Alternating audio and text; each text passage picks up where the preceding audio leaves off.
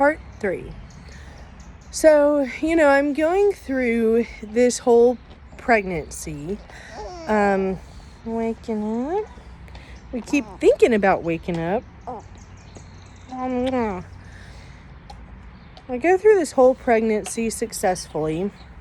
My only symptom pretty much the whole time was extreme exhaustion. And that was basically a result of the progesterone pill, the shots that Mama was on. Dad gave them to me all the time. And the needles were huge. I have to ice myself for like 20 minutes prior. So that wasn't very fun. I was exhausted all the time. I did a great job eating clean and healthy the whole time. And I was ready, man. Like, the entire pregnancy, I was doing, how do I say it without sounding weird? I'm just going to call it meditation, but it's basically rooted in this hypnobirthing practice, which, I guess by the book, it's probably considered hypnosis. But hypnosis falls under a number of different definitions. So when we read the Bible, and whenever we meditate on the word, that is a form of hypnosis. Hypnosis is really anything that you are putting into your mind that you are believing and integrating into who you are. And that's part of the reason why I think a lot of people are very cautious about it, because it is very powerful and you can train your mind to believe pretty much anything you want it to. And one of my big objectives was not so much to avoid pain, but to manage it throughout labor. So what that looked like for me, and I was doing some of this before I got pregnant to deal with some anxiety pertaining to the start of our marriage and to deal with my anger problems, because I learned early into our marriage I have some anger problems. I'd blow up at Brandon over stupid stuff, and I really wanted to deal with that. So I'm doing this tapping. I can't do it with, I guess I can put my phone down. I don't know if I can because the charger's in. I don't think it's gonna. So essentially you alternate your hands. I'd have both hands up and you're tapping, one at a time. So you're tapping both sides. I'm gonna have to show you. Here, I'm just going to set it diagonally. So you're doing this tapping technique, and then you're breathing in slowly, cleansing breaths out.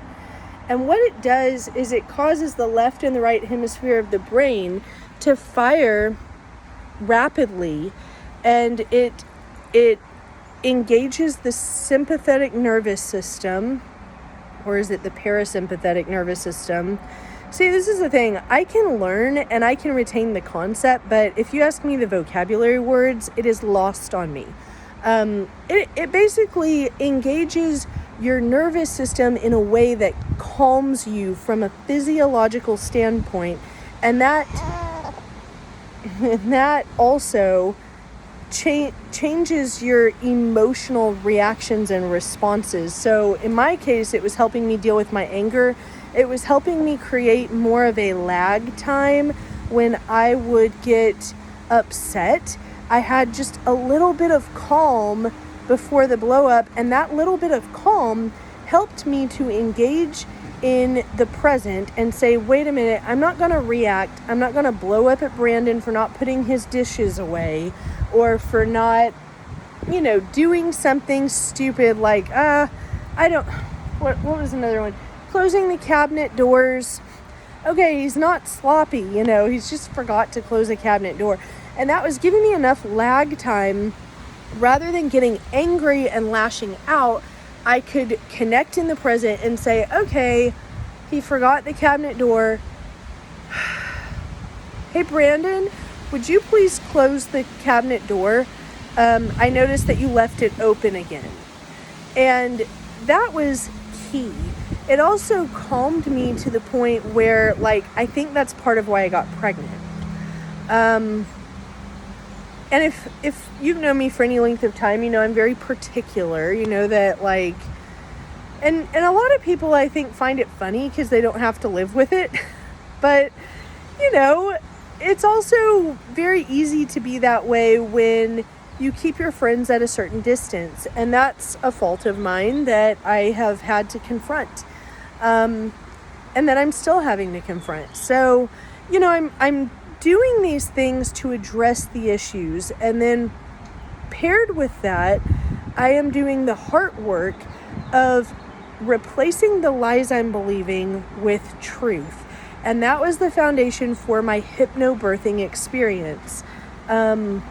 Just learning how to replace lies with truth, or learning how to rethink what I believe about labor and delivery and the birth experience. So, for example, in America, when we see birth on TV or depicted in any way, we think of a woman on her back with her legs up in the air, screaming, writhing in pain. We've been told it's the most difficult experience a woman can go through, yada, yada. And what I would do whenever I would do this breathing and tapping and really relaxing my body, I would focus on, I'm going to relax from the head down. And I would usually start with my jaw, and then I would think about my forehead, my face, relax, while I'm doing the breathing.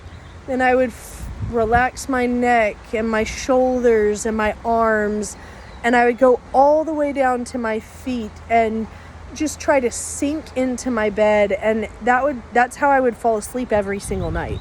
And that is key for labor. Oh my gosh, just learning how to relax your body, because if you can relax your body isn't going to be fighting the contractions. When you contract in labor, what's essentially happening is your uterus, which is a huge bag of muscle, is working to push the baby down and out in pulses. So that's what a contraction is. It's the pulse and it's the squeeze, but it's working to push your baby based on the chemical response that your body has sent it and that the baby has sent it. Once the baby is capable of breathing out of the womb, there's a chemical response that happens in the baby that transcends to the mom, to my brain. And then my brain tells my body, hey, it's time for this process to begin. My uterus starts contracting. And that's very comforting to remember, is this is a muscle. It is a muscle squeezing itself, not unlike weightlifting. Like whenever I go to the gym and work out and do squats, I'm squeezing my muscles. If I'm doing arm curls or concentration curls, I'm squeezing my muscles. I'm breaking them down to build something up. Labor is very similar. My uterus is squeezing to get the baby out and to get the baby in position so that it can come out. And that's essentially what it is. So as you are delivering using hypnobirthing, the idea is to think of comforting phrases like, for example, some of the ones that really meant a lot to me were, I'm surrounded by people who love me. And see, that even makes me emotional. Like, I really was, and I'm safe. My body cannot produce a sensation that I cannot handle because, my brain is what is making those sensations. Like, my body is under my command. I am capable of relaxing within this process. And boy, was I. Like, I use those relaxation techniques to my advantage, and they work. Another thing I really focused on training my brain to believe over those 9 months of pregnancy was that the contractions are not painful, they're just hard work. And that is the truth.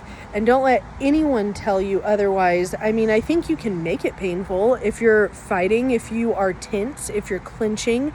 Because if you're fearful, if you're tense, if you're stressed out, if you're on high alert, your body is going to seize and lock in defense. That's a defense mechanism.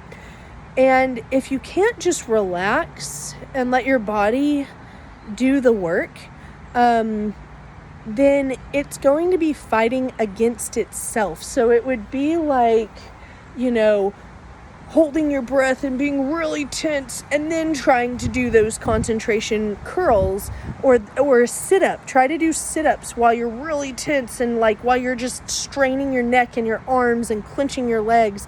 It's going to be a heck of a lot harder to do a sit-up if you're in that state than if you just relax and come up. You know what I mean? So that's kind of the premise behind having a successful unmedicated birth. And that is a tip you can take to the hospital or at home. I wanted to be, actually, I'm going to divide this into another segment. Stay tuned.